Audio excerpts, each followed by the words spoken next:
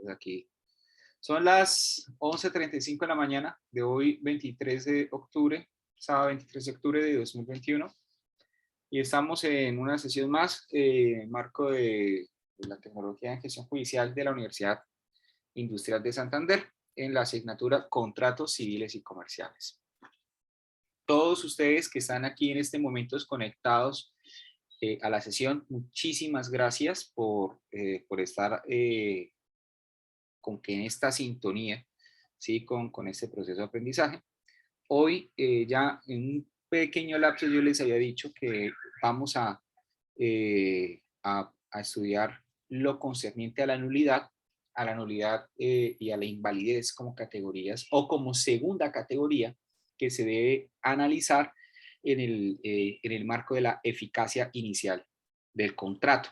¿Listo? Eso en perspectiva que, bueno, vamos a mirar si el contrato puede ser considerado como una ley entre las partes o si no puede ser considerado como ley entre las partes. ¿Listo? Entonces, para esta sesión, nosotros tenemos en consideración lo que es la lectura del profesor Fernando Inestrosa. Fernando Inestrosa,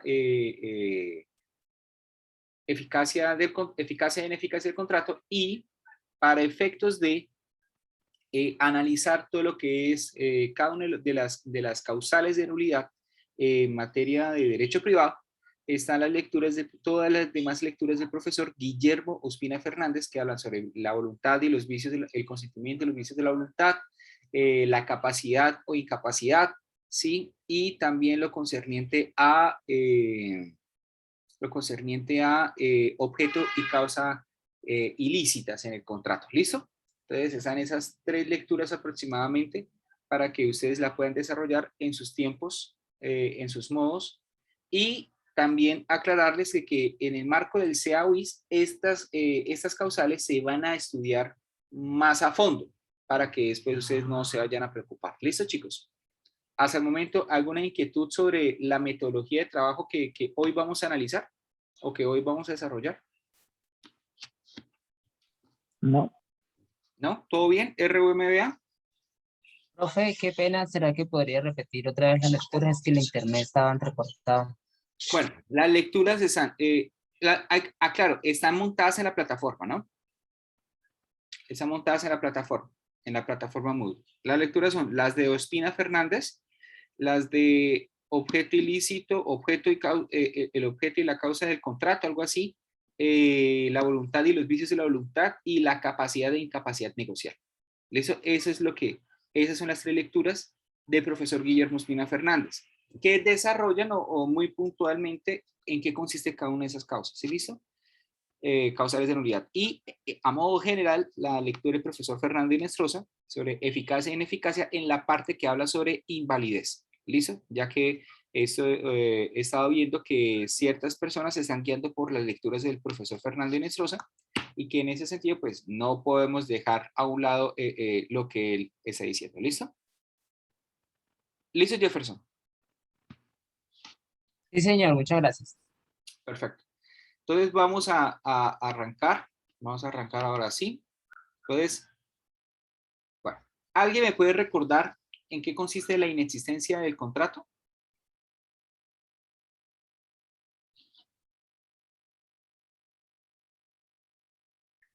Oscar. Profe, Bueno, bueno, Julián. cuando no se efectúa el negocio jurídico. ¿Cómo, Julián? Es que no se le escuchó bien.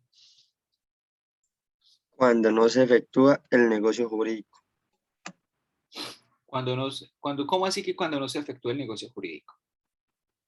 Sí, yo bueno, profe, cuando no hay. Sí, cuando no hay negocio jurídico. Listo. ¿Y cuándo no hay negocio jurídico? Cuando faltan, o sea, los elementos esenciales del contrato, el Bien. consentimiento Uh-huh. y el objeto también del contrato también hace parte de los elementos. No. ¿Las formalidades? Perfecto. No, eso. Las formalidades. ¿Listo? Entonces, cuando falta una de esas cosas, pues entonces decimos no hay contrato. Cuando decimos no hay contrato, entendámoslo o igual a es inexistente. Ahora, ¿cómo se sanciona? Depende. Depende de cómo debemos sancionar. Si estamos hablando de un contrato civil, no podemos sancionar eso como inexistencia. ¿Por qué? Porque, a ver, una cosa es la inexistencia como categoría o como situación, ¿sí? Como situación. ¿Listo? O sea, hasta el momento, lo que se les ha explicado a cada uno de ustedes, ¿vale? Pero al momento de sancionar, al negocio jurídico civil no se le puede aplicar la inexistencia porque, aun cuando el supuesto de hecho, es decir, falta el consentimiento, faltan los elementos esenciales, faltan las formalidades, aun cuando estas tres causales están previstas, las reconoce el Código Civil, ¿sí? La sanción que el legislador establece en el caso concreto o para esas tres situaciones constitutivas de inexistencia es la nulidad absoluta. La prueba de ello o el fundamento de ello es el artículo 1741. ¿Listo? Y en el sentido, y también debe hacerse, la otra razón es que las nulidades o las sanciones en general no pueden aplicarse por analogía. O sea, no hay que aplicar, o sea, que en materia comercial se aplique la inexistencia del negocio jurídico, eso es allá en los contratos comerciales. Eso es allá en los contratos comerciales. Pero en los contratos civiles, no se puede aplicar la inexistencia, aun cuando las categorías que conforman la inexistencia como fenómeno jurídico se configuren. ¿Listo? ¿Por qué? Porque en materia civil, el Código Civil a esas situaciones de inexistencia las sancionan como nulidad o con nulidad absoluta. Mientras que en materia comercial, el legislador, ahí sí taxativamente, ahí sí expresamente dijo, son inexistentes los negocios jurídicos cuando, y están los tres elementos enumerados. ¿Listo? Entonces, lo que les quiero indicar, chicos, antes de digievolucionar en lo concerniente a la a nulidad, validez e invalidez, ¿sí? Tengan siempre en cuenta que cuando ustedes van a hablar de la inexistencia y van a sentar algún juicio de valor, es decir, van a sancionar, ustedes deben considerar muy presentemente, deben tener, ¿sí? Que el negocio jurídico, si es civil, no podemos sancionarlo con inexistencia porque la inexistencia como sanción, no como fenómeno jurídico, sino como sanción, ¿sí? Es una categoría que solo se aplica al contrato comercial. ¿Listo? Ahora, ustedes estarán pensando, profe, ¿cómo hago para saber cuándo un contrato es comercial o cuándo un contrato es civil? Muy sencillo, chicos.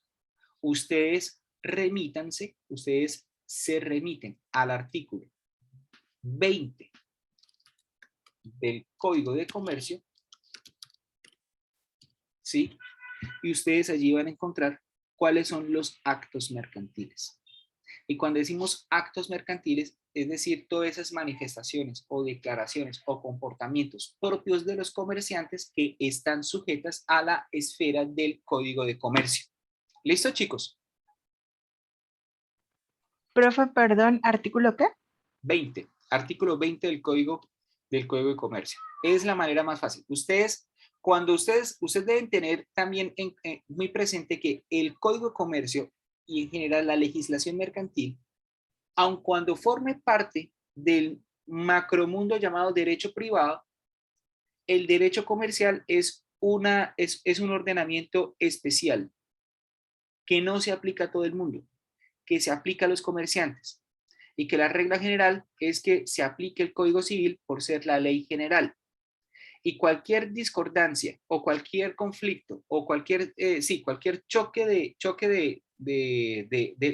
o conflicto de leyes en cuanto a la materia en cuanto al objeto, la materia que tenga que analizarse, si tenemos de un lado el Código de Comercio y del otro lado tenemos el Código Civil, debemos darle prevalencia o preferencia a la interpretación que trae el Código Civil, el Código de Comercio, por ser la ley especial, por ser ley especial, ¿listo?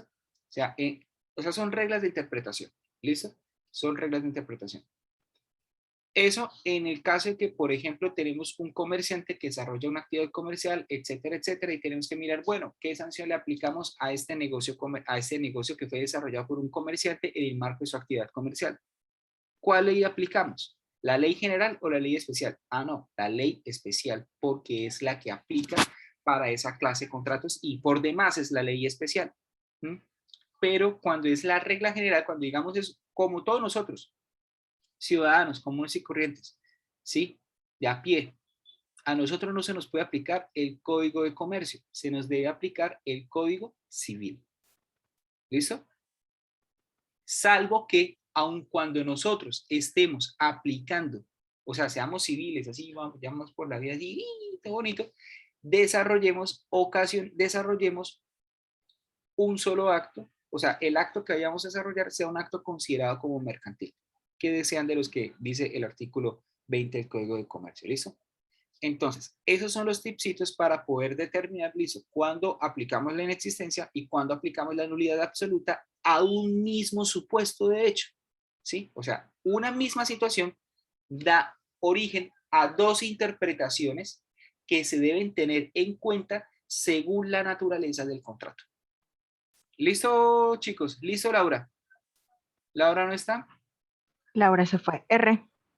Perfecto, me dijo adiós. ¿Listo, Diana? Sí, señor. ¿Segura? Profe, yo no, lo puedo volver a repetir, pero más despacio para poder tomar. A ver, listo. Un mismo supuesto de hecho, como la inexistencia, tiene en el derecho privado un doble tratamiento, ¿cierto? ¿Me copia Oscar? Sí, señor. Listo. En materia comercial, esa inexistencia se sanciona como inexistencia. O sea, además de ser una categoría, es al mismo tiempo una sanción. ¿Listo? ¿Me copia? ¿Se sanciona como contrato inexistente? Sí, cuando estamos en materia comercial. Vale. ¿Y en lo civil? Y en lo civil, lo sancionamos a título de nulidad absoluta. O sea, se cancela, nulidad, nulo. No, se anula. Ok. ¿Listo? Se anula. ¿Por qué esa dualidad? ¿Por qué esa dualidad? Primera razón. Porque en materia comercial, en materia civil, está previsto el artículo 1741 del Código Civil que establece cuando falta el requisito del consentimiento o los elementos esenciales o se omitan las formalidades, en este caso se sanciona a título de nulidad absoluta. ¿Listo? Eso para que lo tengan en cuenta. En materia civil. Y dos, porque hay un criterio de interpretación donde se extrae la regla de que una regla que viene del derecho del derecho francés, ¿sí? Y que es propia de la revolución, y es la regla pas de nullité. ¿Listo? ¿Qué significa la regla pas de nullité? Es yo no puedo aplicar una sanción por analogía. ¿Listo? No puedo aplicar una sanción por analogía. Si allá en el Código de Comercio está sancionándose eso como inexistencia, por analogía, es decir, a la misma situación, en materia civil, yo no le puedo aplicar la inexistencia del Código de Comercio porque las sanciones no se toman como sujetas a aplicación extensiva, sino de paso una aplicación restrictiva. ¿Y qué encontramos en materia civil? Encontramos que se sanciona con nulidad absoluta. ¿Listo? ¿Listo, Oscar? Listo, profe, ahora sí. Vale, gracias. Perfecto. Ahora, el tip es, ¿cuándo sabemos cuándo estamos en un contrato comercial o cuándo estamos en un contrato civil? La respuesta yo le podría dar como tipcito, chicos, remítanse al artículo 20 del Código de Comercio y ustedes cuando están frente a ese artículo, ustedes ya tienen una idea de cuáles son los actos comerciales. ¿Listo? O sea, es mucho más fácil llegar y decirle, estos son actos comerciales a actos civiles, pueden ser los que a mí se me cante. O sea, pueden ser más amplia la categoría, ¿sí? de actos civiles que de actos comerciales. ¿Listo? Entonces, por esa razón, es mucho más fácil saber, bueno, sabemos que el giro de una letra de cambio es un acto comercial. Sabemos que la prestación del servicio de transporte, eso se considera como un contrato comercial, sea multimodal o no. Sabemos que la compraventa para la reventa es un acto comercial. ¿Sí? Entonces, bajo esa óptica, entonces nosotros consideramos que aquí se aplica el código de comercio, porque así pues me lo va indicando, me lo va orientando el artículo 20 de esa legislación. ¿Listo? ¿Listo, Oscar? Listo, profe. Listo. ¿Alguna otra inquietud? No, chicos. Vamos a ver quiénes están por acá. Paola Gutiérrez, ¿estás por acá? Sí, señor. ¿Entendido? Sí, profe, ¿Está sí, bien? señor. Listo. Laura Jaimes. ¿O Laura Natalia? Señor, ¿Está bien? ¿Entendiste? ¿Vamos bien? ¿Hay dudas? bien, profe, inexistencia, contratos comerciales y nulidad. Ya, entendió. Nulidad absoluta para los contratos civiles. Sí. Listo. Perfecto. Ahora, ¿qué hacemos en este caso? Hablamos entonces de la invalidez del negocio jurídico. ¿Qué pasa con la invalidez? La invalidez se parte del hecho de que el contrato es existente. O sea, es decir, estamos frente a un contrato que, digamos, sí cumple con las formalidades, sí es un contrato solemne, además de que sí hay elementos esenciales y sí hay consentimiento. ¿Sí? Esos son los tres elementos en caso de un contrato formal o solemne. Y si es un contrato,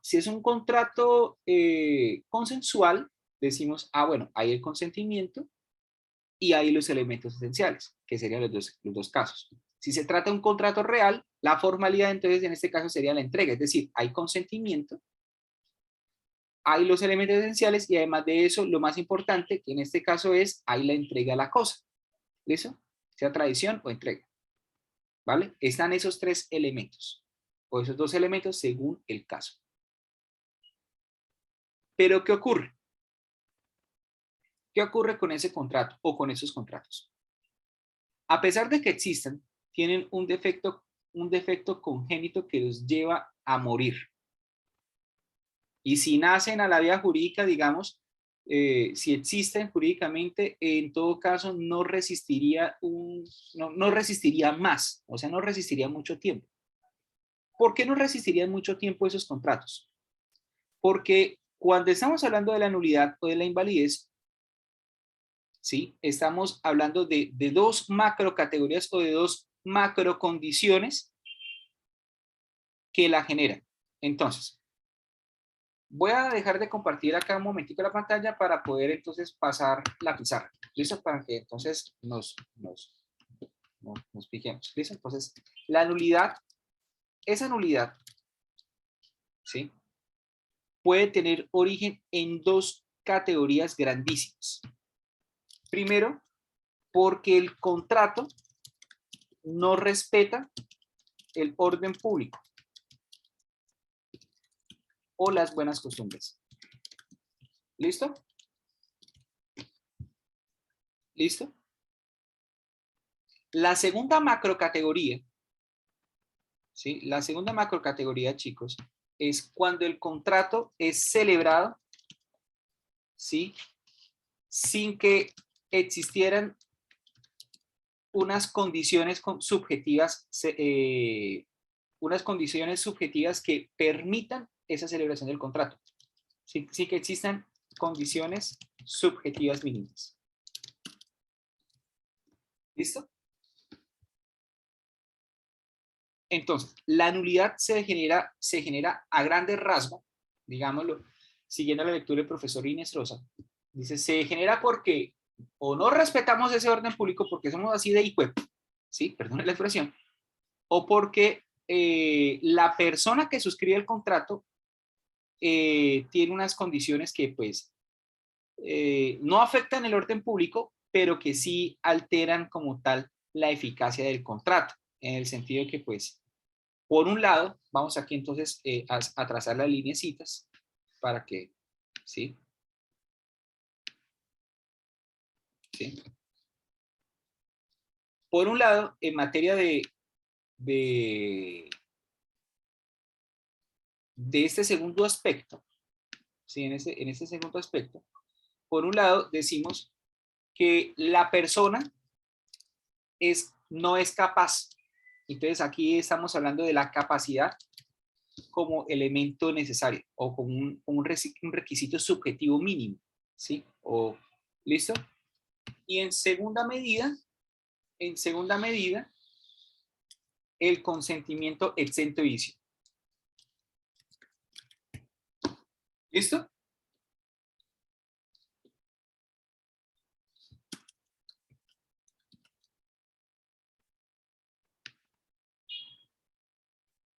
¿Listo, chicos? Sin vicios de consentimiento. Listo, profe. Vale. Ahora, hay un paréntesis que en ese momento quiero realizar antes de continuar. Resulta, pasa y acontece que la doctrina en la actualidad,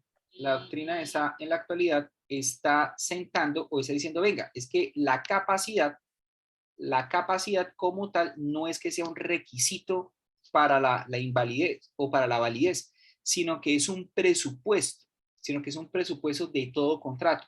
Y si es un presupuesto de todo contrato, él dice, no, lo que pasa es que esa situación se debe analizar en existencia. ¿Listo? En la existencia del contrato. ¿Vale? Profe, pausa. Wait. Entiéndase por capacidad los menores de edad, las personas que sufren de Alzheimer, alguna enfermedad mental, algo así. Touché. Ok. ¿Sí? En ese caso es donde estamos hablando de eso puntualmente. Entonces, ¿qué es lo que pasa? Nosotros en el estado actual de la jurisprudencia, la capacidad y de la legislación en Colombia, la capacidad se sanciona es en este segundo estadio, en este segundo peldaño o en este segundo punto de nuestro checklist. ¿Cierto, Laura? Verdad. Touché. Ahora, hay una doctrina de carácter revisionista, es decir, que está como que, venga, sentémonos aquí a revisar las situaciones, ¿sí? Y reconsideremos las cosas. Y ella dice, ¿cómo es posible, o sea, que consideremos, o sea, en el segundo estadio si la persona es capaz o no es capaz, cuando se supone que para que yo declare el consentimiento mío, se supone que yo debo ser capaz? ¿Sí o no? Sí, por ahí salió una normita, creo que fue el año pasado, antepasado, que decía que todos éramos capaces, Es la hasta que ley se presuma lo 1996. contrario. Exacto. Ujú, sí. La ley 1996, de la cual yo tengo mis amplias reservas frente a esa legislación. Pueden hacer cosas sin saber hacerlas, entonces definitivamente como que, Dios mío. En fin. Entonces, esa capacidad se supone que debe ser, o sea, se supone que debe ser un presupuesto para esa doctrina revisionista, pero en el estado, y eso daría que si no hay capacidad, pues tampoco hay consentimiento, etcétera. Entonces diríamos que el negocio es inexistente. Pero en el estado actual de nuestra legislación no podemos decir que la incapacidad se sanciona con inexistencia, porque taxativamente dice el legislador, eso engendra una nulidad. ¿Listo? Una nulidad. ¿Vale? Ahora, cuando nosotros estamos hablando del respeto al orden público, nosotros estamos también ubicados en dos situaciones. ¿Cierto? ¿Cuáles son esas dos situaciones? La primera de esas situaciones es si nosotros estamos pactando un objeto ilícito o no. Y la segunda situación que estamos nosotros pactando es si hay una causa ilícita o no. ¿Listo? ¿Listo, chicos? 12 horas. Listo, profe. Perfecto. Ahora, ¿cómo debemos sanear esto? ¿Cómo debemos sanear o listo? Están esas categorías estructuradas. hay nulidad, de acuerdo con el 1502 del Código Civil, hay, todo contrato se supone que es válido cuando hay capacidad, cuando el consentimiento se expresa sin vicio del consentimiento alguno, ¿sí? Y cuando hay causa lícita y cuando el objeto es lícito. Si se reúnen esas cuatro condiciones, decimos el contrato es válido y anotamos chulito en nuestra checklist o subimos nuestra siguiente peldaño en nuestro análisis de eficacia inicial, ¿cierto? Pero si no, entonces debemos ya decir, ah, bueno, el contrato es nulo.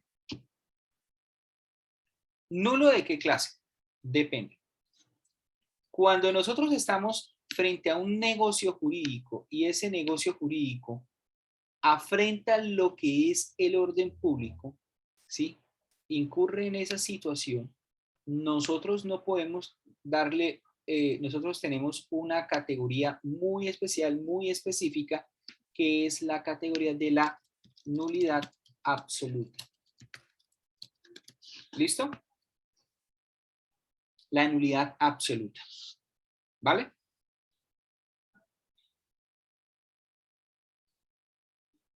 Mientras que el negocio jurídico que se suscribe con incapacidad o con el consentimiento viciado se sanciona a título de nulidad relativa. ¿Vale? ¿Listo, chicos? Listo, profe. Perfecto. Ahora, esa es la regla general. Esa es la regla general. Y cuando decimos, chicos, siguientes tipsitos. Seguimos aquí con nuestros mamarrachos. Cuando estamos aquí en este espacio de las nulidades absolutas engendradas por objeto ilícito o causa ilícita, entonces nosotros decimos, esta vaina es insaneable. O sea, no se puede salvar. ¿Listo? No se puede salvar. El negocio jurídico está llamado a morir irremisiblemente. Irremisiblemente. ¿Listo? O sea, a esa vaina, ¿qué cuento de eutanasia? Eso es mandar a Pablo Escobar y darle piso a ese contrato. ¿Listo? Irremediablemente porque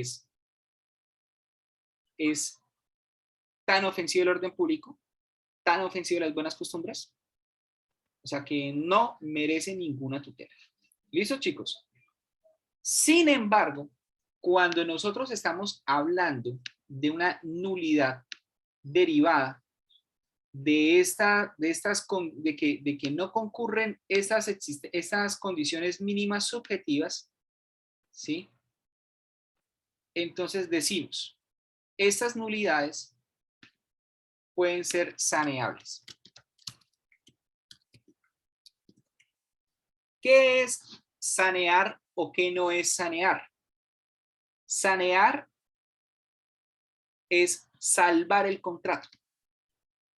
Salvemos el contrato. ¿Listo? Se puede salvar el contrato. ¿Listo? ¿Cómo se puede salvar el contrato? ¿Cómo se puede salvar el contrato? Se puede salvar de dos maneras. ¿Listo? Dayana, yo estoy despacio para que después no digas que yo parezco paisa. ¿Voy bien? Dayana. Sí, profe, va bien. Paisa no parece. Bueno. Decimos, la nulidad derivada del contrato, de un contrato que es celebrado sin que uno de los sujetos tenga las condiciones mínimas subjetivas de capacidad o de consentimiento exento de vicio, se pueden sanear, es decir, o se puede salvar por la prescripción, ¿sí? Por la prescripción o en este caso es por la ratificación. ¿Listo? Eso que aquí un morcillero. Pero ahí creo que ustedes me pueden entender. Se puede sanear por la prescripción igual al paso del tiempo. Al paso del tiempo en perspectiva de, ¿sí? En perspectiva de que se produzca se produzca o que se extinga una acción tendente a tumbar el negocio jurídico. ¿Listo? ¿De cuánto es ese término? ¿De cuánto es ese término? La respuesta es depende. ¿Y por qué digo depende? Digo depende porque cuando nosotros estamos hablando de una acción de nulidad relativa, la acción de nulidad prescribe. Ojo, o se extingue. Se extingue en bajo dos presupuestos. ¿Sí? En materia comercial, prescribe en 2 años. En materia civil, prescribe en 4 años. ¿Listo? Y estamos hablando de la acción de nulidad relativa. Entonces, si en ese tiempo yo no impugno el contrato, ¿sí? Yo no impugno el contrato, ¿sí? Yo no impugno el contrato. En ese sentido, yo debo tener en consideración que perdí mi derecho a impugnar ese contrato y por lo mismo tanto el negocio jurídico queda en firme en esas condiciones. ¿Listo, compañeros? Listo, profe. Y profe, cuando ya el contrato ya está ejecutado en cierta cantidad de porcentaje o algo para anularlo. Bueno, eso ya es otra situación. Si el contrato está ejecutándose y lo anulan, eso ya daría lugar a una situación de responsabilidad precontractual. ¿Listo? Que ya en su momento, o sea, anote eso, Oscar. Esa es una situación de responsabilidad. Néstor, perdón. Pensaba que era Oscar. Se me parecen. O sea, el negocio jurídico, cuando es anulado, ya habiéndose ejecutado todas esas circunstancias, da origen a una responsabilidad de carácter precontractual. ¿En qué medida? Se suponía que yo tenía una confianza en que lo que yo estaba celebrando era un contrato válido y resulta que no, porque usted por demás, la contraparte, llegó y guardó silencio y se esperó por demás tanto tiempo y ese tanto tiempo da lugar a que pues, o sea, se genera una confianza sobre la firmeza de la operación. ¿Listo? Y si usted hubiera sabido desde un principio que esa vaina, que ese contrato era, o que la persona tenía una condición de nulidad, sí, que era incapaz o que habían vicios de consentimiento, entonces por lo mismo y tanto, entonces se debe reparar, se debe indemnizar. ¿Listo?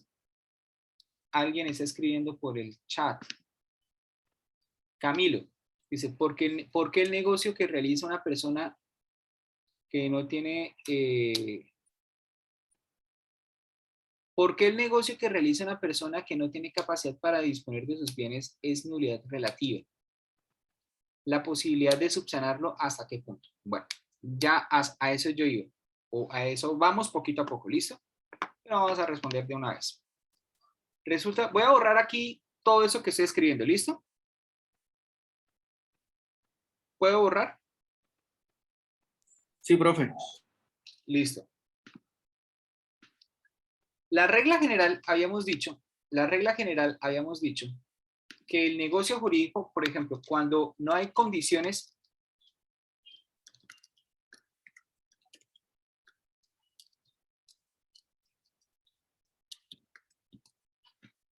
habíamos dicho que cuando no hay esas condiciones mínimas que son capacidad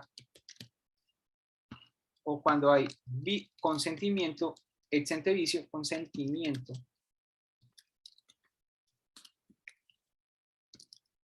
¿sí?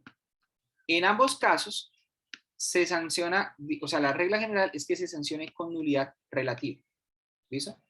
La excepción está en este caso. Cuando nosotros estamos hablando de capacidad, nosotros estamos aquí en presencia de incapaces relativos y en presencia de incapaces absolutos. ¿Cierto? ¿Cierto? Incapaces relativos e incapaces absolutos. ¿Qué es lo que pasa? La norma dice, cuando el negocio jurídico es celebrado por un incapaz absoluto, a pesar de que la regla general es que la nulidad sea relativa, en este caso, cuando estamos hablando de un incapaz absoluto, estamos hablando de una nulidad absoluta, pero es una nulidad absoluta saneable, ¿sí? Porque no está afectando ese orden, espera, no está afectando el orden público, ¿listo? Sino que estamos hablando de una condición subjetiva, ¿sí? Una condición subjetiva de quien suscribe el contrato, ¿listo? Ahora, cuando sí estamos entonces en materia de un contrato celebrado con un incapaz relativo, ahí sí ya en ese caso entendemos que el negocio jurídico se sanciona es con nulidad relativa. En este caso decimos nulidad relativa. ¿Listo? Decimos en este caso. ¿Por qué el negocio que se realiza por un incapaz se sanciona con esta clase de nulidad y más que nulidad relativa o nulidad absoluta? ¿Sí? ¿Por qué se sanciona con esas nulidades que son saneables? Justamente por el principio de conservación del contrato. ¿Listo? Principio de conservación del contrato. Se puede salvar el contrato atendiendo a que pues, la persona no cuenta con esos discernimientos o no cuenta con esas condiciones, sí o no. ¿Se puede salvar? Sí se puede salvar en estos casos. ¿Cómo se puede salvar? Bueno, el saneamiento es, por un lado, volver a hacer el contrato, ¿sí? Volver a hacer el contrato siguiendo las formalidades que en este caso se establecen, ¿sí? ¿Cuáles son las formalidades que se establecen en este caso? Antes de la ley 1996 de 1919, del 2019, ¿sí? De 2019, en este caso nosotros decimos, el negocio jurídico se sanea es cuando yo, Lucas Grande Jiménez, me acerco al contrato, pero con ayuda de mi representante, que es mi mamá, el representante legal, ¿cierto? Es decir, hacer las cosas, o sea, siguiendo o respetando u observando lo que yo me salté, ¿sí? Que en este caso es, venga, yo me acerqué aquí al contrato sin el representante, sin el tutor, sin el guardador, etcétera, ¿sí? Entonces, venga yo, entonces en este caso, lo que hago es, voy con mi mamá, de ahí de la manita, porque yo soy un niño de 3 años y medio. Entonces, en ese caso, mi mamá es la que canaliza mi voluntad. ¿Listo, Camilo? Ahora, con el estado actual de la legislación, ¿qué se requiere? Se requiere del discernimiento o del discernimiento del apoyo.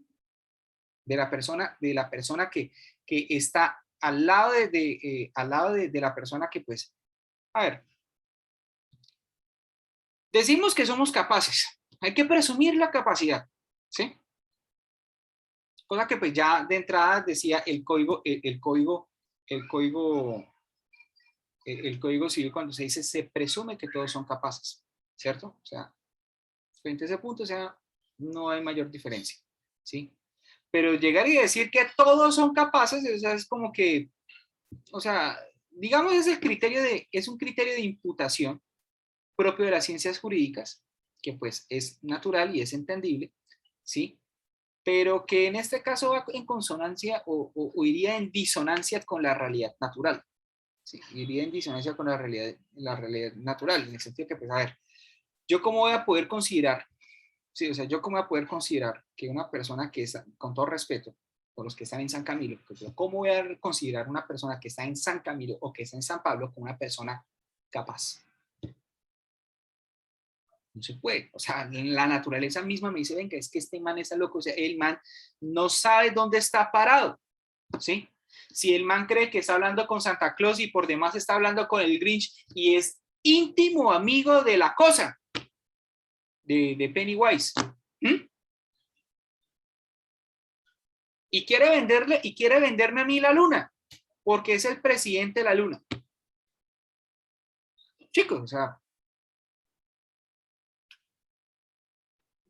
me hago entender en el punto al que quiero llegar. Sí, señor. Listo. Camilo, me hago entender en el punto.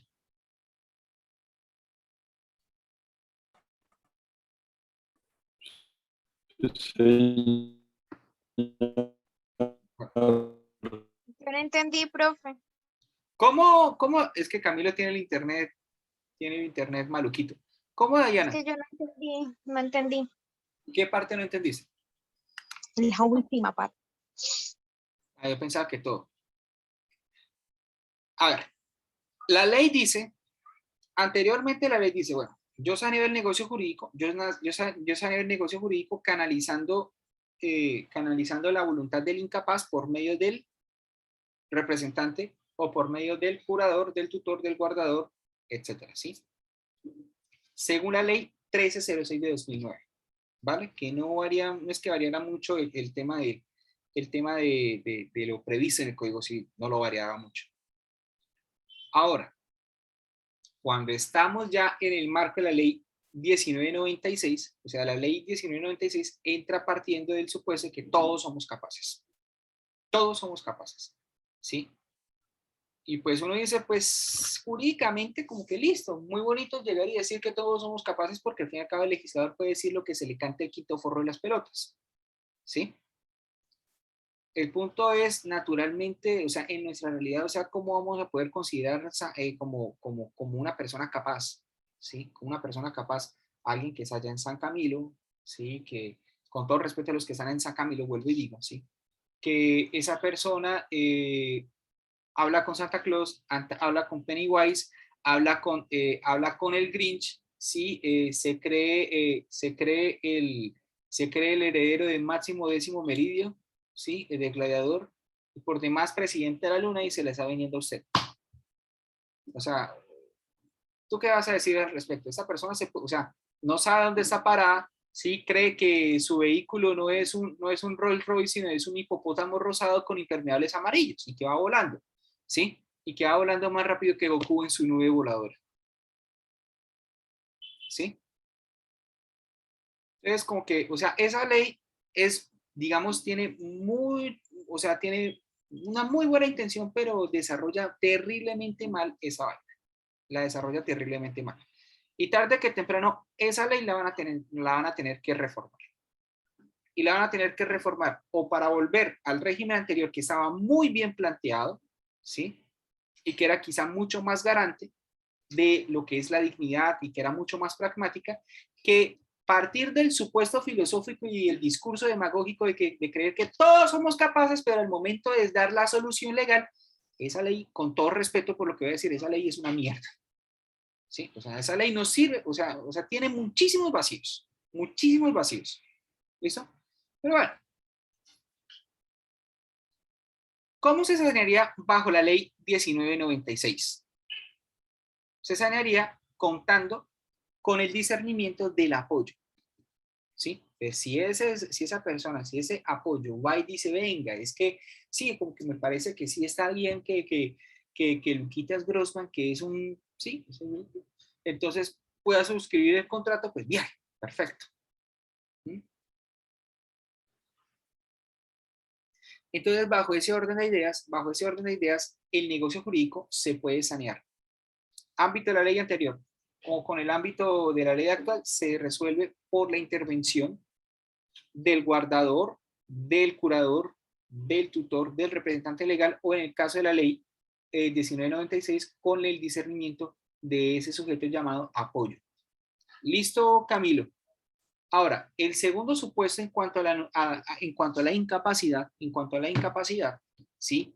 Es que el término de prescripción se haya, de la acción de nulidad relativa o de la acción de nulidad absoluta, se haya llegado a su cómputo final.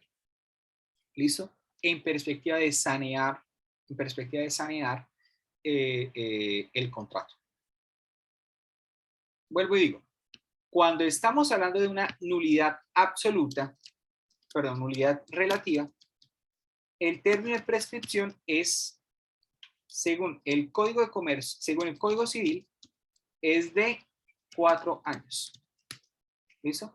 Si estamos hablando del Código de Comercio, el término de prescripción es de 2 años.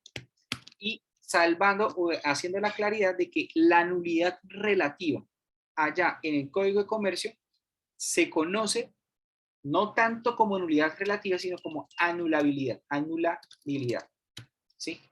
Y la anulabilidad es una categoría que es la misma, o sea, es la misma vaina, pero con diferente nombre, ¿sí?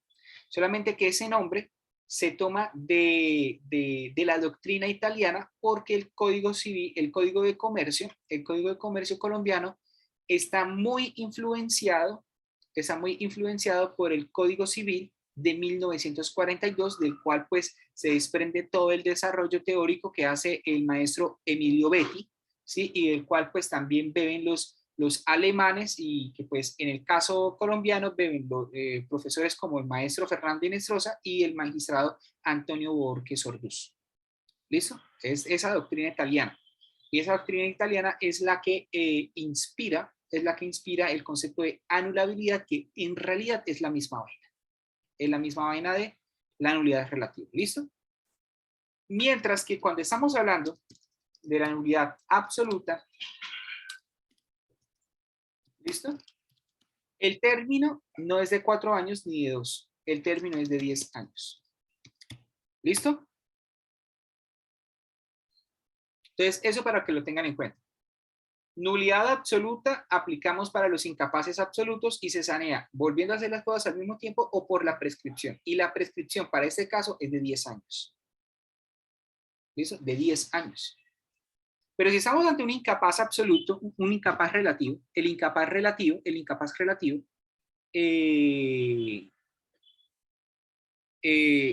tiene una protección de, listo, tumbamos la acción se ejerce la acción de nulidad relativa en el término de 4 años si es un contrato civil o de 2 años si es un contrato comercial. ¿Listo? Transcurrido ese tiempo sin que se haya ejercido la acción, entonces se prescribe y de esa manera se sanea. ¿Listo? O la otra manera de sanear el contrato es volviendo a hacer el contrato, pues siguiendo en este caso todo el derrotero de bueno, yo tenía que pronunciarme de esta manera y entonces por lo mismo y tanto, pues tenía que hacerlo de esa manera. ¿Listo? ¿Listo, Camilo? ¿Listo todo el mundo, chicos?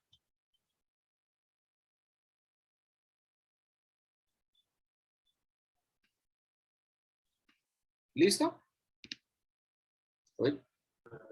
Sí, profe. Clara. Listo. Respondí la pregunta que usted había formulado, Camilo. Sí, profe, son dos situaciones totalmente diferentes. El tema que tú explicabas ya, mucho más claro ya. Ok, perfecto, listo. Ahora, las condiciones objetivas también, también pueden ocurrir por el consentimiento exento en cuanto al consentimiento. Es decir, que el consentimiento se encuentre viciado.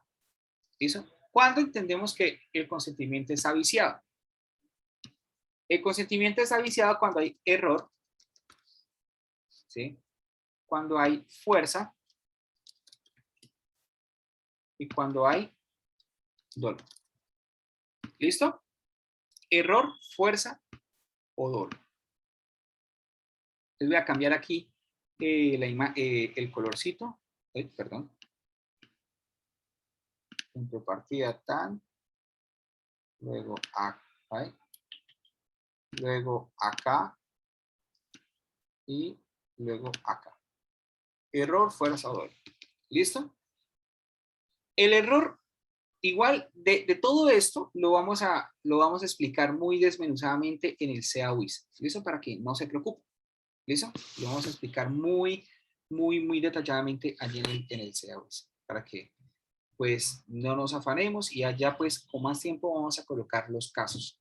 ¿Listo? Para que entendamos, deglutamos en qué consiste esta chimbada. ¿Listo?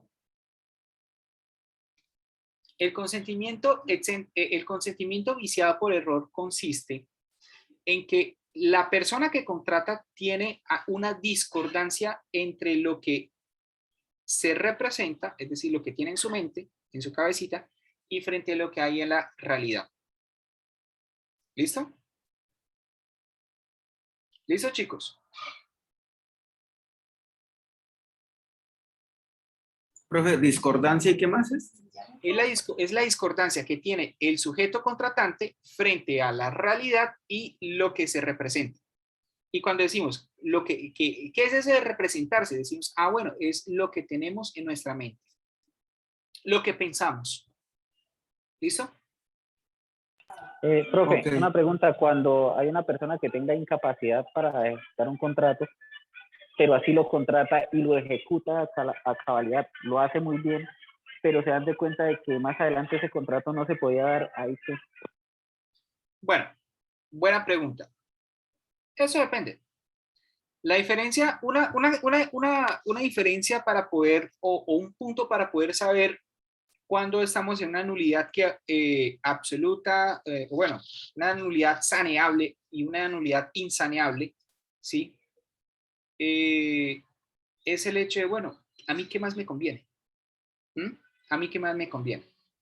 ¿Listo? El tema de la nulidad insaneable, que es la nulidad absoluta por objeto o causa ilícitas, es un tema que, o sea, es que no se trata de qué es lo que a mí más me conviene, es que, con todo respeto, estos pendejos, estos huevones, se pusieron a hacer estipulaciones que estaban prohibidas por el legislador, que no se podían por nada del mundo disponer. Renuncias frente a cosas irrenunciables, ¿sí? Entonces, en ese caso, por más que diga, venga, es que a mí no me conviene, venga, el contrato no se puede sacar, punto, ¿sí? Pero cuando estamos en el escenario de las nulidades saneables, yo tengo que mirar, bueno, yo soy consciente que mi contraparte estaba en ese estado, ¿sí? ¿Qué más me conviene a mí como contraparte? ¿Sí? Si esa persona está ejecutando bien el contrato, ¿yo por qué tengo que meter la acción de nulidad? ¿Mm? ¿Yo por qué tengo que meter la acción de nulidad? De nulidad relativa, claro está. ¿Mm? Más si él está ejecutando bien el contrato. Y teniendo en consideración ese principio de conservación del contrato, o sea, venga, o sea, yo debo darle ese tratamiento que esta persona realmente estaba obrando conforme a la lex contractus como si fuera otra persona. Entonces, si usted quiere ejercer la acción de nulidad relativa, usted la puede ejercer o puede que no la ejerza, ¿sí? Está en su entero arbitrio, ¿sí? En términos económicos, en términos de conveniencia, usted mirará si usted la ejerció o no, ¿sí? Pero lo cierto es que si usted la ejerce, listo, habrán esas sanciones, pero también habría que considerar hasta qué punto su comportamiento fue de buena fe, sabiendo que su contraparte estaba ejecutando, digamos, hasta en un 80% de la prestación del contrato. ¿Sí? Habría que mirar. ¿Listo? Listo, profe, gracias. Camilo había levantado la mano. Profe, en el caso cuando se habla de objeto y causa ilícita, ahí no recuerdo, era el tema de que el juez ordenaba las restituciones mutuas del negocio jurídico, de lo que se hizo. Se pierde todo. ¿Se pierde todo? Sí. Se pierde todo. O sea, yukis, friki morquis. Y en ese caso, profe, no hay ninguna manera o posibilidad de volverse a recuperar o tratar de recuperar. No, ya lo que perdió, perdió. ¿Por qué, Profe, por qué esa situación? ¿Por qué esa consecuencia? Porque viejos, a ver, ¿cómo van a ser tan descarados? O sea, muchas veces las respuestas se encuentran en la lógica y en el entendimiento de los principios generales del derecho, ¿sí? Partiendo sobre el principal de todos ellos. ¿Cuál es el principal de todos los principios generales del derecho, chicos? Ya lo hemos visto en clase. Chicos, ¿no? No. Laura, ¿no puedes decir nada? ¿No? Chicos, el principio general de buena fe. ¿Mm? El principio general de buena fe. Es el primero de todos esos principios. ¿Sí? Entonces, la buena fe me dice, yo debo seguir el ordenamiento jurídico. ¿Sí? y yo no debo aprovecharme de la torpeza propia. ¿Sí? De hecho, hoy vamos a aprender otro conjuro tipo Harry Potter para para que Laura lo vaya anotando en su lista de conjuros para ahorita invocar en el 31 de octubre. ¿Listo? ¿Listo, Laura? ¿Qué es lo que pasa? En derecho hay un principio o hay un aforismo que es el nemo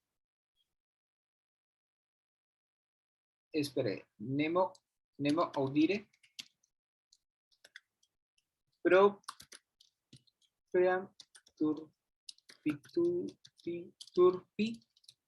turpitudinem allegans potest.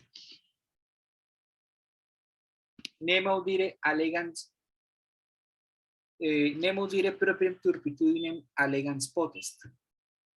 ¿Qué significa eso? Nadie puede alegar su propia torpeza. O sea, en otras palabras, tras de cotudo y cabezón con papeles. ¿Listo? O sea, tras que ustedes están violentando el ordenamiento jurídico con esa clase de estipulaciones, o sea, todavía quieren que los premien devolviéndole las cosas que ustedes mismos estipularon para ese objeto ilícito. ¡Suerte, maestro! ¿Listo? Por esa razón es que no se puede llegar y solicitar la restitución de aquellas cosas que pues ya estaban, que fueron comprometidas en materia de un objeto ilícito. Camilo. Profe, en la actualidad, ¿qué vigencia científica, jurídica tiene lo del artículo 9 del Código Civil que dice que el desconocimiento de la norma lo exime de la responsabilidad? ¿Eso sigue teniendo una aplicación a rajatabla? Sí.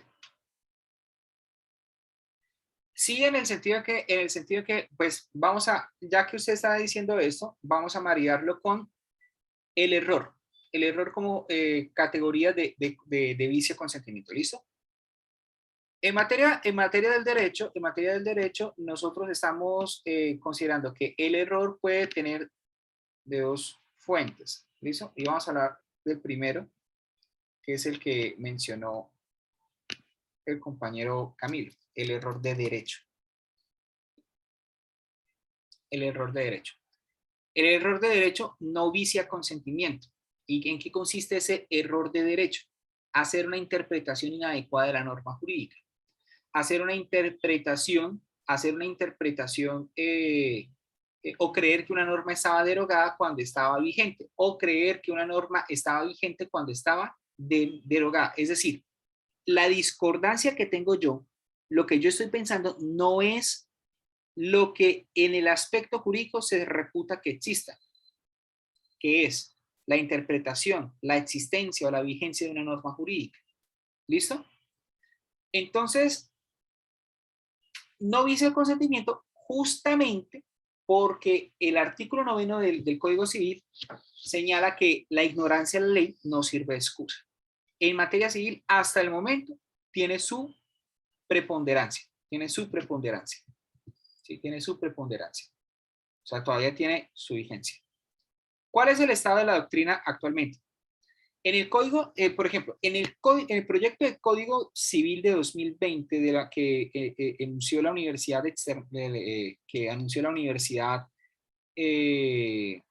Nacional de Colombia, se prevé ya al momento de viciar del vicio de consentimiento de error, dice, se empieza a admitir el error de derecho, pero en determinadas condiciones, es decir, de que sí puede llegar a afectarse el entendimiento de la persona frente al estado jurídico o al estado actual de cosas en materia legal, sí, como una causal para tratar de anular el contrato. ¿Listo? Eso en primer lugar. Segundo, ocurre que a pesar de todo, la doctrina no es muy pacífica en admitir la posibilidad de ese desconocimiento normativo para justificarse y anular el contrato. ¿Listo? O sea, no hay un sector, o sea, sí, digamos un sector conservador. En este punto yo creería que conforme están las cosas, o sea, conforme están las cosas, yo creería que sería, o sea, no vería ningún inconveniente. Yo personalmente no creería necesario considerar que el error de derecho vicie el consentimiento, ¿sí? O sea, no creo que, o sea, yo creería que sería bueno dejarlo así por las siguientes razones. Porque la diferencia, si nosotros tenemos en consideración desde el punto de vista histórico que la ley estaba siempre visible, la ley estaba siempre visible, la ley está siempre visible, ¿sí? En el foro romano, sí, que en ese caso era la ley de las 12 tablas, están visibles allá en el foro romano, sí, ahí creo que era en el campo de Marte, sí, pues todos se suponían que podían verla, sí, estaba publicitada la ley, etcétera, etcétera, y pues cuando había un cambio normativo, cuando se promulgaba, se leía en altavoz allí en ese foro, ¿listo? ¿Qué es lo que ocurre? En nuestra actualidad, si bien nosotros contamos con una actividad legislativa exacerbada, es decir, contamos con una hiperinflación legislativa, lo cierto es que nosotros sí contamos con los mecanismos necesarios para seguir informados sobre el estado actual de cosas. ¿Cuáles son esos mecanismos, señores? Redes sociales, Twitter, Facebook, Instagram, cualquier otra app que surja para ese respecto. ¿Listo? Ahora, ¿cuál es el trabajo que se debe hacer en materia de lo político? El Estado debe propender efectivamente porque la ley se dé conocida por todos, ¿sí? Porque el conocimiento de la ley debe ser algo del interés de todo el mundo. A ver, si todo el mundo, con todo respeto, está pendiente de qué es lo que hace EPA Colombia, si se marcó a Lina Tejero o no, ¿por qué el Estado no es capaz de decir, venga, maricas, aquí salió esta ley, esa reforma tributaria, y entonces con esa reforma tributaria yo los traigo a ustedes? ¿Sí? Chicos, si nosotros no contamos con ese conocimiento de la ley, entonces no entiendo por qué o cuál es la razón por la cual hubo las protestas de ahorita en marzo, abril, mayo, junio, ¿sí? O sea, todo ese tiempo que hubo el paro nacional. ¿Y cómo se tuvo ese conocimiento? Señores, por esto. ¿Mm? El conocimiento se obtuvo por ese lado. No se obtuvo por otro. Entonces, llegar y decir, ay, no, es que yo no conocía, venga, entonces usted cómo sí se conoce que Cristina Hurtado se cuadró con este Pedro Narváez y que hicieron muchos hijitos y que tuvieron muchas experiencias religiosas. ¿Mm? O, por ejemplo, ¿usted cómo sí supo que Alec Baldwin mató a la tipa por allá en Estados Unidos, allá en California, mientras que se estaba rodando una película? ¿Cómo para eso sí nosotros no tenemos ninguna reserva en llegar y conocer esas cosas, pero frente al conocimiento de las normas que a nosotros nos gobiernan como sociedad, ¿sí? Ahí sí nos hacemos los bolas. ¿Mm? Ahí sí nos hacemos perdón la expresión, ahí sí nos hacemos los huevones. ¿Mm? Y por demás, que nosotros estamos viviendo es en Colombia, el país del Sagrado Corazón de Jesús, donde los presidentes son eternos y Amparo Grisales siempre es joven, señores. Y donde para todos los colombianos siempre sacan una excusa. ¿Sí? ¿Y una excusa para qué? Una excusa para incumplir. Porque lastimosamente nuestra costumbre, nuestro ADN social es el de incumplir. Y frente a ese incumplimiento, excusarnos. ¿Alguien me puede decir lo contrario? Está en total libertad para decir, profesor, eso no es así, no sea tan fatalista, etcétera, etcétera. Yo le dejo aquí el micrófono abierto para el que quiera decir, profesor, yo aquí levanto la mano y diga, usted está equivocado. Totalmente, esto es cátedra. Pero lastimosamente esas son las cosas, chicos. ¿Sí? O bueno, así más o menos como yo las veo. Puede que yo esté siendo extremista, pero nuestra sociedad es una sociedad anómica. ¿Listo? ¿Listo, Camilo?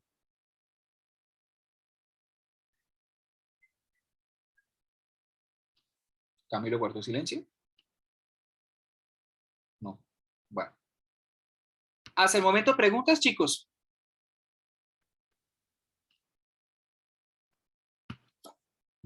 Vamos a continuar entonces. Entonces, ya habíamos dicho que el error de derecho es un error que versa sobre la interpretación de la norma y la vigencia de la norma. Y que en Colombia actualmente ese error no vicia el consentimiento.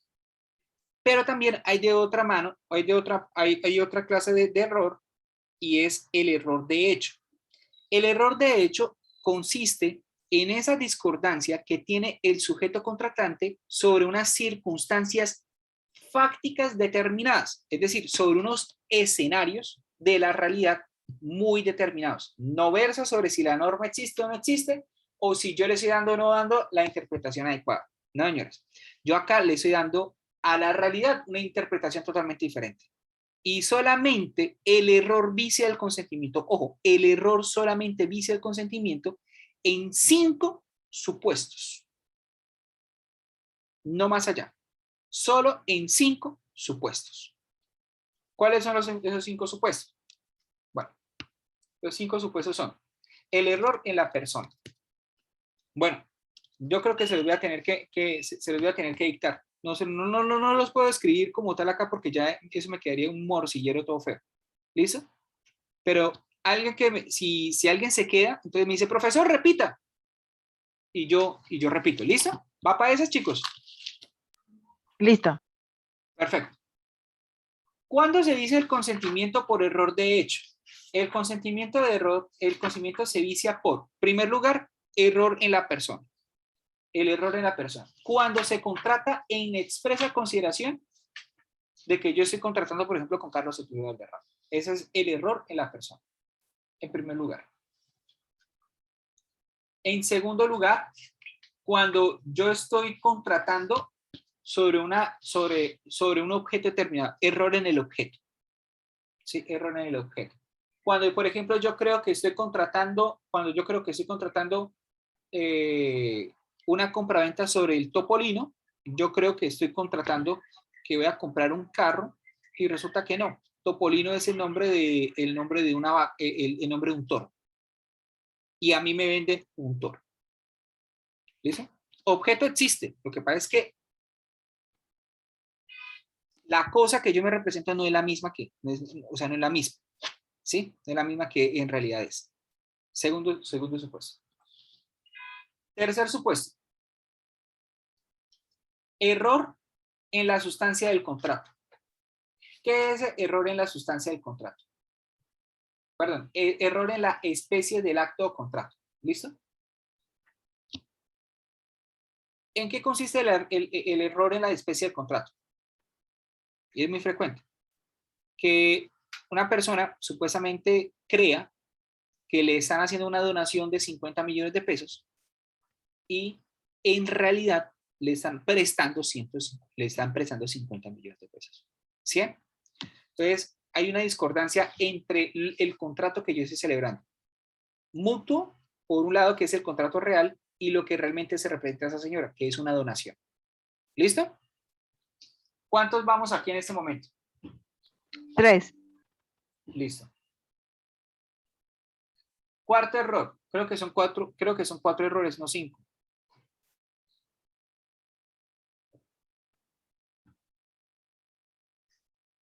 Bueno. El error en la sustancia o calidad. Y cuando hablamos del error en la sustancia o calidad, estamos hablando de condiciones. Bueno, error en la sustancia, ¿qué consiste? Error en la sustancia, dice el código, es yo estoy comprando, digamos, unas determinadas condiciones, ¿sí? De oro y resulta, o unos lingotes de oro y resulta que esos lingotes de oro no son de oro, sino que son errores, sino que son de plata. Y yo me represento que son realmente errores, que son lingotes de oro, ¿listo? Pero realmente son de plata. Y hay un quinto error, que digamos que ese sí es el que a mí me interesa, y es el error frente a elementos accidentales de la cosa. Dice la norma que es en principio no versa, sino cuando es expresamente en consideración de que yo estoy contratando ese contrato. ¿O sí? Es como, por ejemplo, yo estoy contratando una antigüedad. ¿Sí? Cuando yo estoy comprando una antigüedad y a mí me venden esa antigüedad, y yo creo que esa antigüedad es, es un escritorio, el escritorio Resolute, ¿sí? El gemelo del que está en la Casa Blanca, pero el que me está vendiendo es el que estaba en el Palacio de Buckingham, en Inglaterra, y donde se firmaron las declaraciones de guerra, etcétera, etcétera, etcétera, etcétera, etcétera. ¿Listo? Y que pues era utilizado por la reina Isabel. Y yo creía que esas circunstancias pues eran las que, o sea, ese era el escritorio, y considerando que ese era el escritorio es que yo llego y compro esa vaina. ¿Listo, chicos?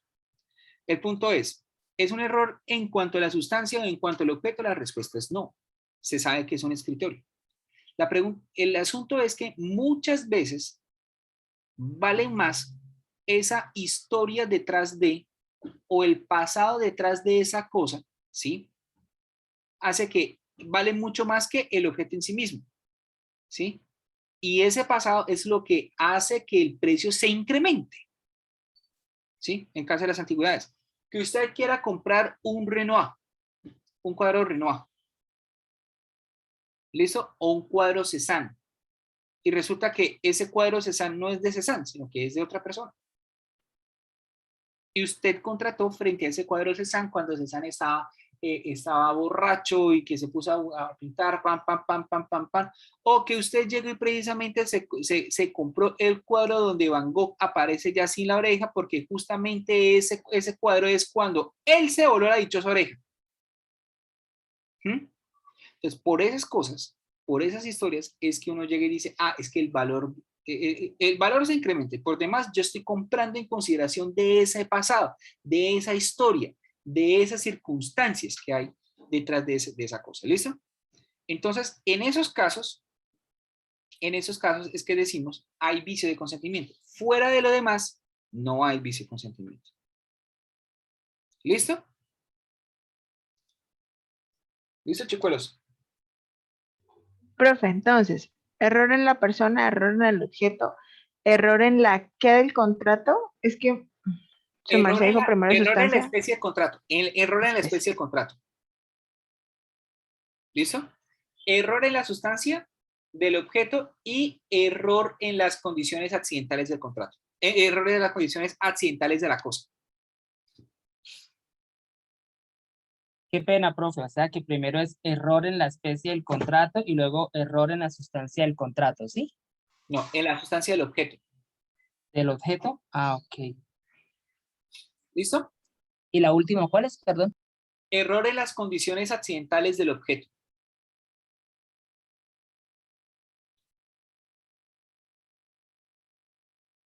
¿Listo, chicos? Esas clases de errores los vamos a ver en el CEAWIS, así que no se preocupen. ¿Listo? Ahora, fuerza y dolo. Vicios de consentimiento. Esos vicios de consentimiento, ahí está aquí Daniela Garnica, qué lindo. Fuerza y dolo son vicios de consentimiento. Esos dos vicios de consentimiento, ¿en qué consiste? La fuerza es el constreñimiento injusto e ilegal que una persona tiene, ¿sí? Y que obliga a y que lo conmina a acelerar un contrato. ¿Listo? Es un constreñimiento, puede ser moral, puede ser físico, pero que debe tener la suficiente aptitud, ¿sí? La suficiente aptitud de forzar a la persona a que suscriba el contrato. ¿Listo? Y ese constreñimiento puede venir de terceros o puede venir de mi contraparte. ¿Listo?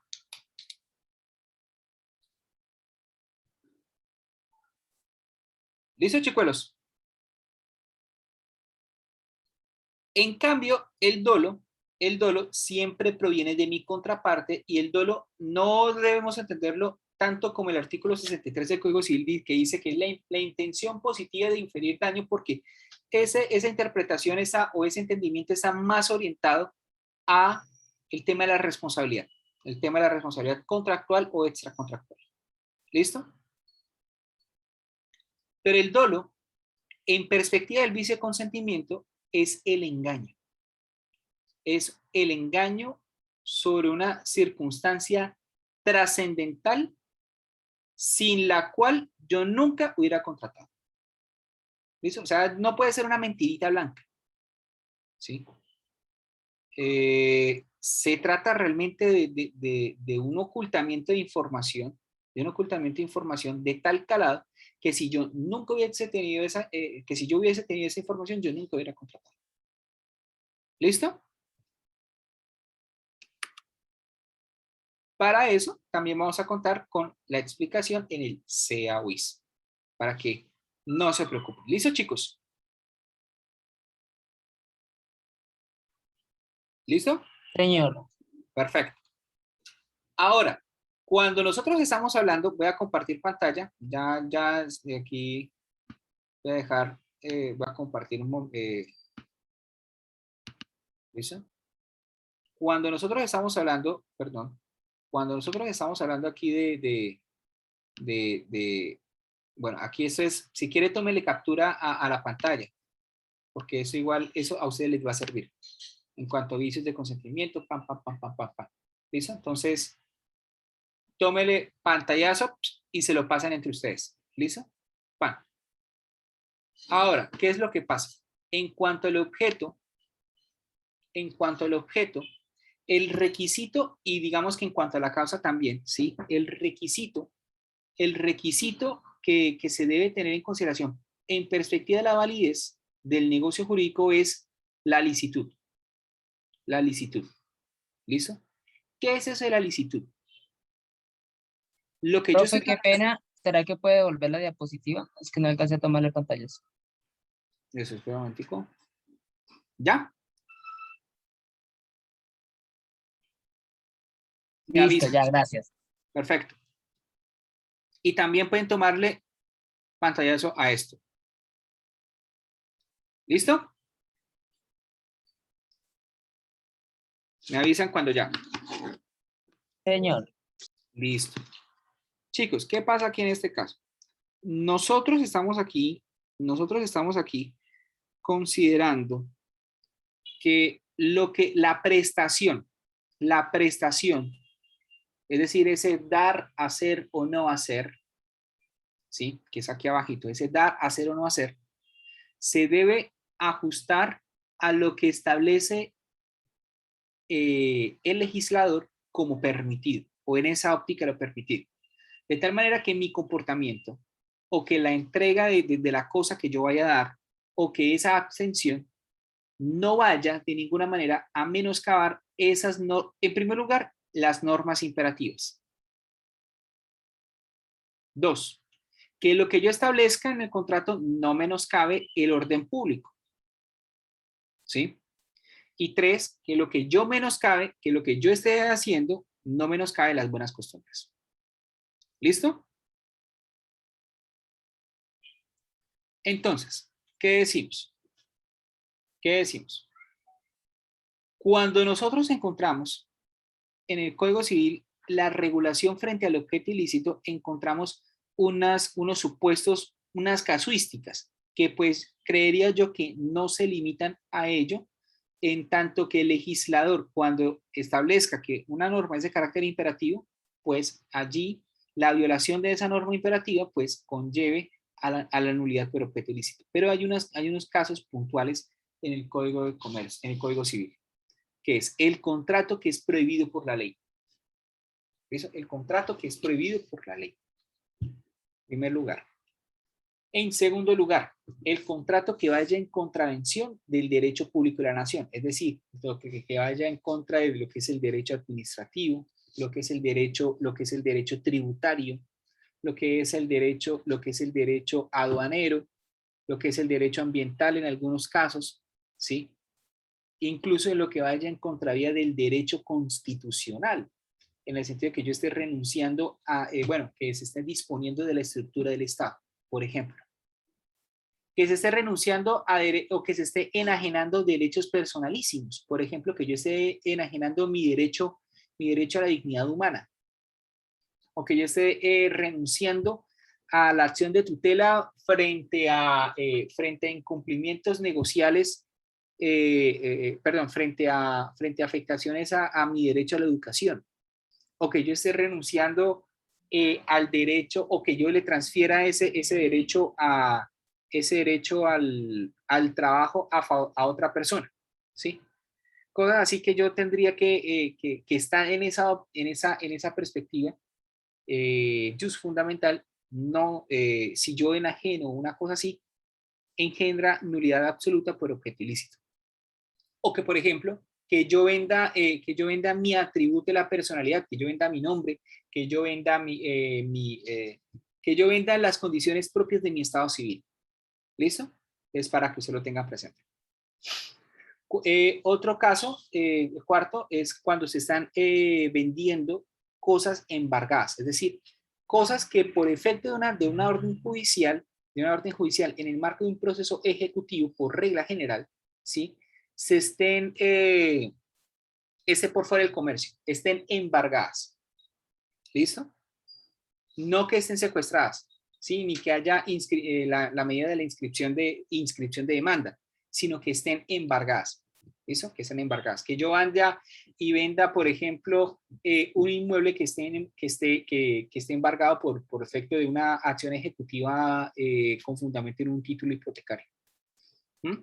Por ejemplo. Entonces, en ese caso.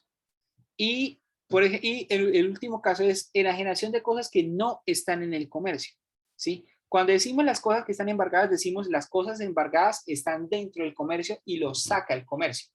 Pero las cosas que no están en el comercio, decimos, son aquellas cosas que desde un principio no están dentro del comercio, como son, por ejemplo, el edificio de la Universidad Industrial de Santander, como es la carretera, la infraestructura, como es el mar, como es la playa, etc. ¿Listo? O, en el caso puntual, como lo es la luna. ¿Listo, chicos?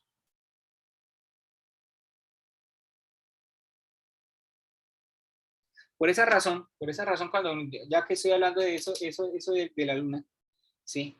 Esa canción que dice que yo no te pido la luna es también estúpida por demás, porque si se lo pidiera el tipo no estaría obligado a cumplir una cosa que es que vaya en contra del orden público, ¿sí? Entonces, como como tal, o sea, la vieja que escribió esa canción, o sea, como que también, digamos, en términos jurídicos, como que le faltó un poquitico, ¿sí? Claro, esa que eso es muy romántico, pero bueno, ¿qué más se puede decir de la vida? ¿Listo, chicos? Entonces, dejemos hasta acá, porque yo ya sé que ustedes están atiborrados de información y tienen hambre y yo tengo hambre también. Eso no es cierto, chicos. Sí, profe, hoy no quiero almorzar tarde. Ah, bueno, listo. ¿Sí o no, Paola? ¿Por ahí está Paola? Profe, sí. ¿Cuál de las dos? Bueno, las dos. Sí, profe, ya veo doble. Listo. Ya de doble de la necesidad de almuerzo y además el tema está un poquitico denso. Entonces, para que no se preocupen. Dayana, Un poquitico denso. está denso. ¿Esta vez qué tipo de idioma es? Eso ¿Árabe? no, eso no se llama árabe, eso se llama Eso esperanto. es como alemán. No, yo creo que algo más confuso. ¿Ruso? Anganés. Algo ¿Cómo? así. ¿Cómo dijiste, Paola? Changanés, profe.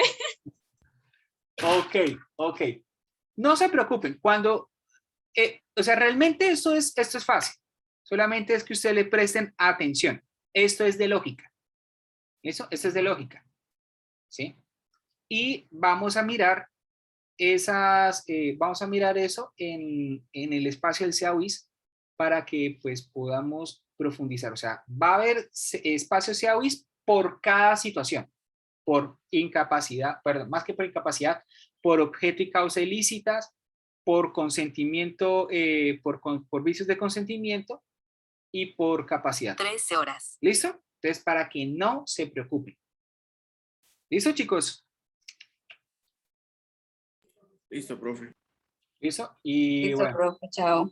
eso no es ni alemán. Bueno, ¿qué idioma sí? No, eso no es ni alemán. Yo creo que para ustedes eso no es ni alemán, ni siquiera no es ni cantonés, no es ni mandarín, no es. Yo creo que esto es amárico, que es el idioma que se habla en Etiopía. ¿Listo? Entonces, si ustedes quieren escuchar cómo es el amárico, vayan y escuchen en YouTube. Hay tutoriales de cómo se escucha el amárico. Entonces, para que ustedes lo tengan presente. ¿Listo, chicos? Vayan, descansen, tomen respiración, vayan y coman. No se preocupen por eso. Esta clase igual la vamos a subir allá a YouTube y vamos a profundizar en el CEA-WIS para que pues ustedes no tengan ningún inconveniente, no tengan ningún impasse en cuanto a, bueno, esta vaina, cómo es que se come. ¿Listo? Chicos, bonita tarde para todos ustedes. Son las 13:01 de la tarde de hoy, 23 de octubre de 2021 y todos tenemos que ir a comer. Y somos los mejores amigos que puedan existir. Chao, chicos. Cuídense. Gracias, Chao, profe. Chao. Chao, profe, Gracias, profe. Chao. Bye, bye. Gracias, profe. Vale, vale.